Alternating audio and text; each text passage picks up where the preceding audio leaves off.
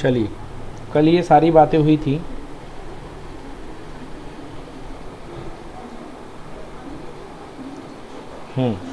बताओ भाई, equipotential surface पर electric lines of forces direction किस एंगल पे आती हैं?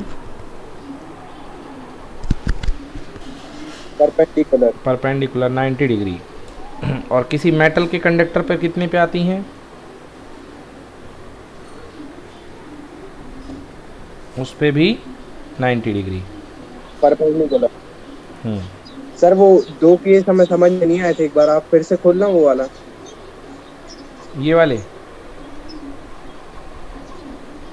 हाँ ऊपर वाला वो गॉस लॉ। अच्छा, कहाँ ये पे? तो आ गए थे गॉस लॉ। गॉस यही लॉ भाई, दोनों। इलेक्ट्रिक फ्लक्स की बात की जा रही, तो गॉस लॉ से electric flux equal to E dot D S होता है ना।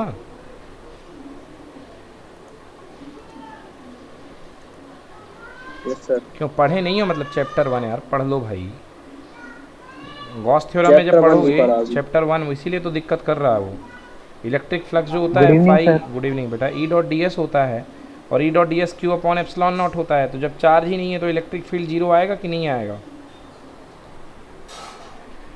Yes sir. बस वही तो है। चार्ज चार्ज प्रेजेंट नहीं है सरफेस के अंदर, तो electric field equal to zero हो जाएगा। ठीक है। और ये नीचे वाला डायग्राम। नीचे वाला डायग्राम ये कह रहा है कि अगर पूरा का पूरा चार्ज दोगे तो सरफेस पे जाएगा चार्ज। तो ये तो कंडक्टर की प्रॉपर्टी ही होती है भाई, कि पूरा का पूरा चार्ज सरफेस पे जाता है। हाँ कल कल बताया था आपने वो। कंडक्टर की प्रॉपर्टी है कि पूरा का पूरा चार्ज मतलब वो सरफेस पे जाता एक है। से चार्ज होंगे तो वो मतलब खिसकते जाते हैं तो जाके सरफेस पे सेट हो जाते हैं। हाँ हाँ बिल्कुल, एक पोटेंशियल सेम हो जाता है ना हर पॉइंट का। इक्विपोटेंशियल सरफेस होता है ना मेटल का कंडक्टर। Yes sir. तो वो चार्ज जो होते हैं इक्वली डिस्ट्रीब्यूट हो जाते हैं मेटल के सरफेस पे जाके। ठीक है, क्लियर हुआ? Yes sir. हम्म तो बाहर जाके डिस्ट्रीब्यूट हो जाएंगे। क्यों, जय की तबीयत तबीयत खराब है क्या? यश आ नहीं रहा है जय। सर वो नानी के यहाँ था, अभी आया नहीं है। अच्छा अच्छा अच्छा, चलो ऐसी बात है। ठीक, चलिए स्टार्ट करते हैं आगे का क्लास। तो आज हमको पढ़ना है भैया इलेक्ट्रिकल कैपेसिटेंस।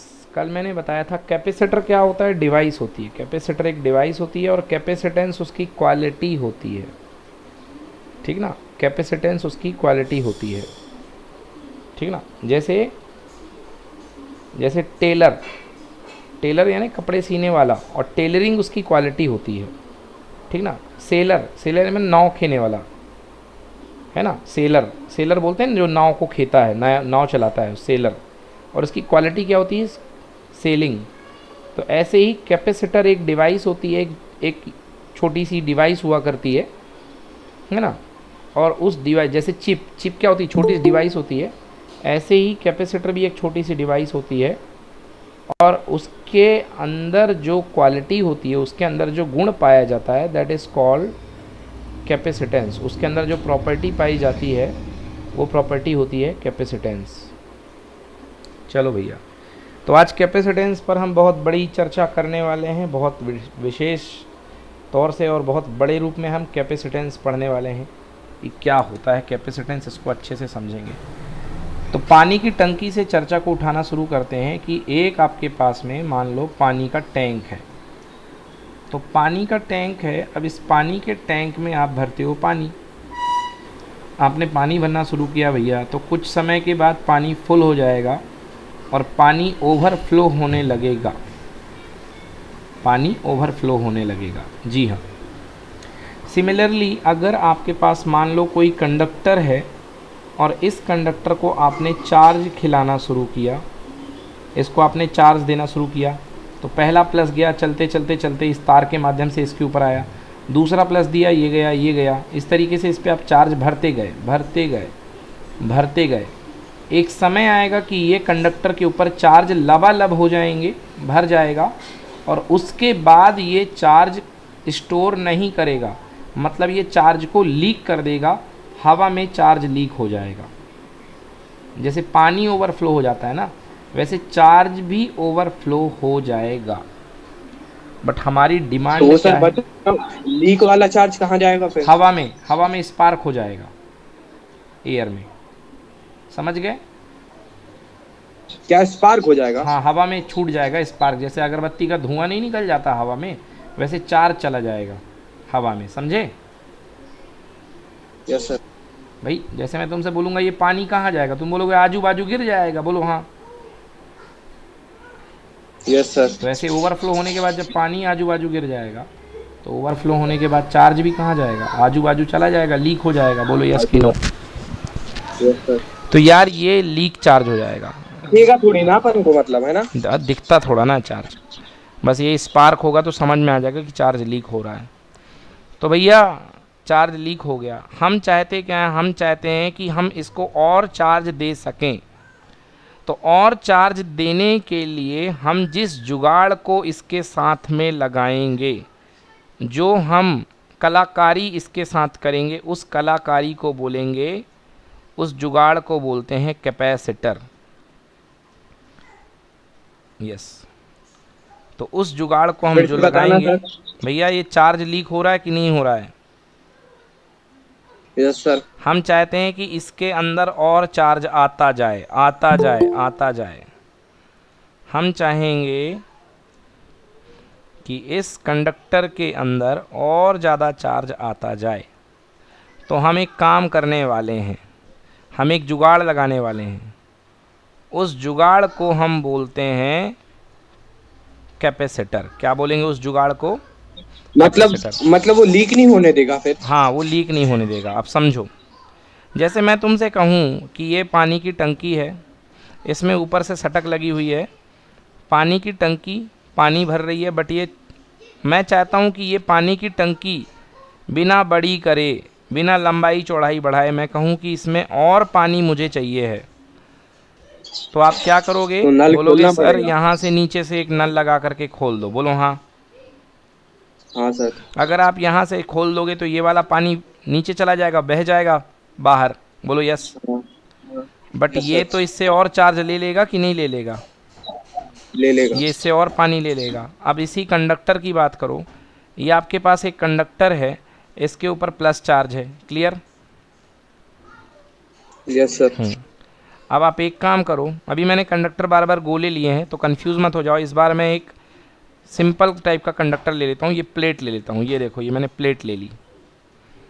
अब इस प्लेट को मैंने प्लस चार्ज दिया, ये लबालब इस पर प्लस भरा हुआ है। अब इस पर प्लस भरा हुआ है। थोड़ी देर के बाद ये प्लस लेना बंद कर दिया, बोलने लगा भैया मेरा पेट भर गया। तो मैंने क्या किया, मैंने इसके बगल में एक दूसरी प्लेट ला दी। वो प्लेट थी अनचार्ज। कैसी थी? अनचार्ज। अनचार्ज मतलब न्यूट्रल, न्यूट्रल प्लेट थी। अब देखो क्या सीन बन रहा है। ये एक पहली प्लेट रखी हुई है, इस पे तुमने ठूसम ठूस प्लस रख रखे हैं।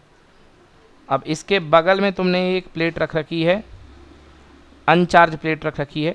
तो जैसे ये प्लस होगा, तो मैंने चैप्टर नंबर 1 में पढ़ाया था, इंडक्शन की वजह से इस प्लस के सामने कौन सा पोल जनरेट होगा? नेगेटिव। नेगेटिव। और नेगेटिव है तो इसके दूसरी साइड में कौन सा जनरेट होगा? Positive. Positive.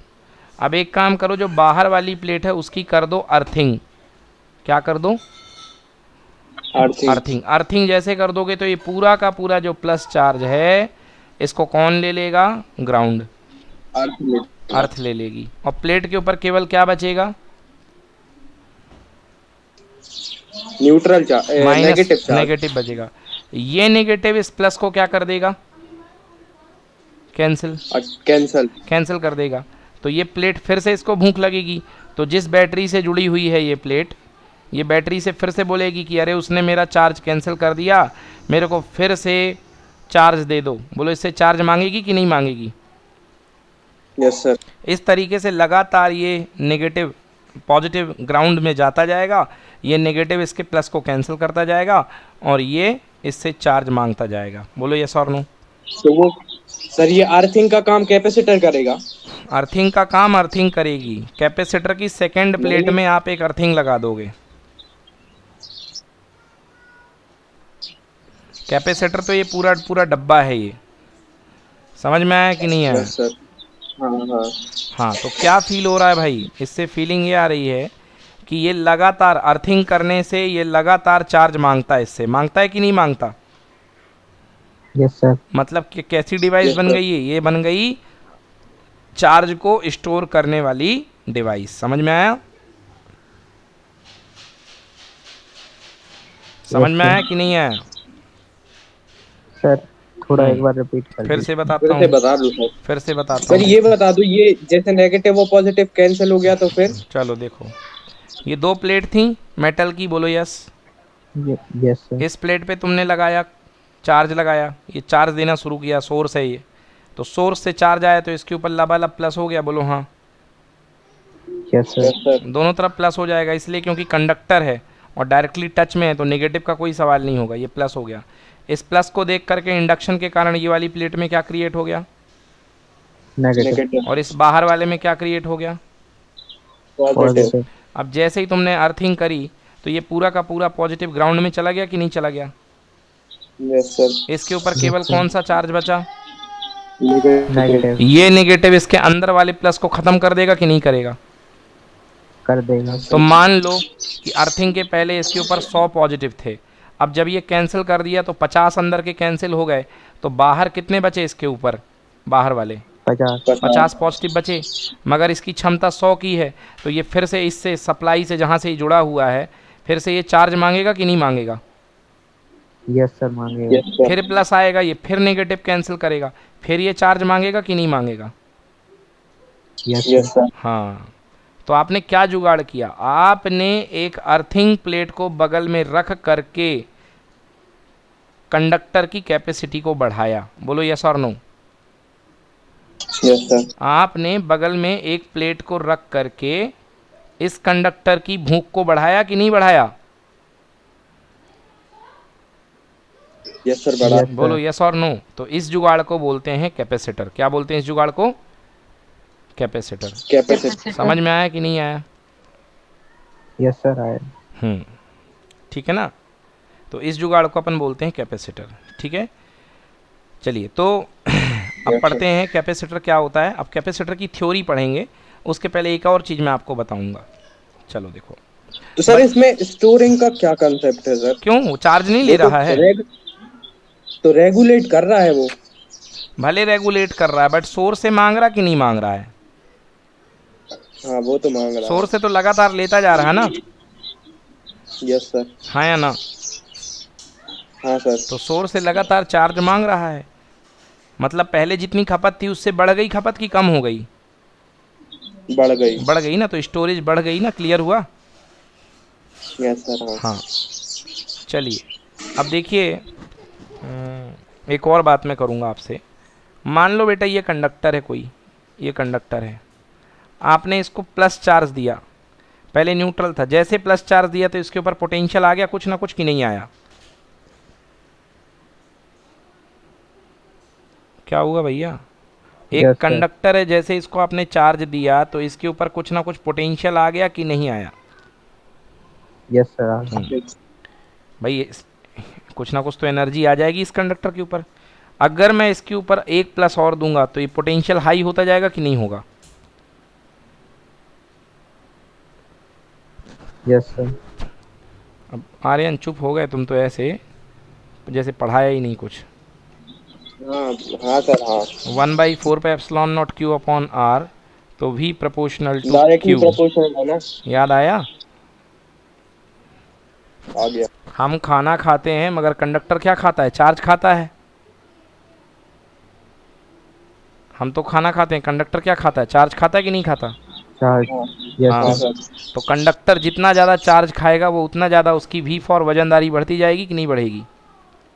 Yes sir. Yes हाँ, सर। वी फॉर वजनदारी मतलब पोटेंशियल, मतलब v प्रोपोर्शनल टू क्यू, बोलो हाँ। Yes sir. हाँ अब आप अपने फ़ायदे के लिए इसको लिखो q प्रोपोर्शनल टू v, लिख लिया? लिख लेंगे। हाँ बिल्कुल लिख सकते हो, नहीं मतलब ऐसा अभी नहीं लिखो, बाद में लिखना।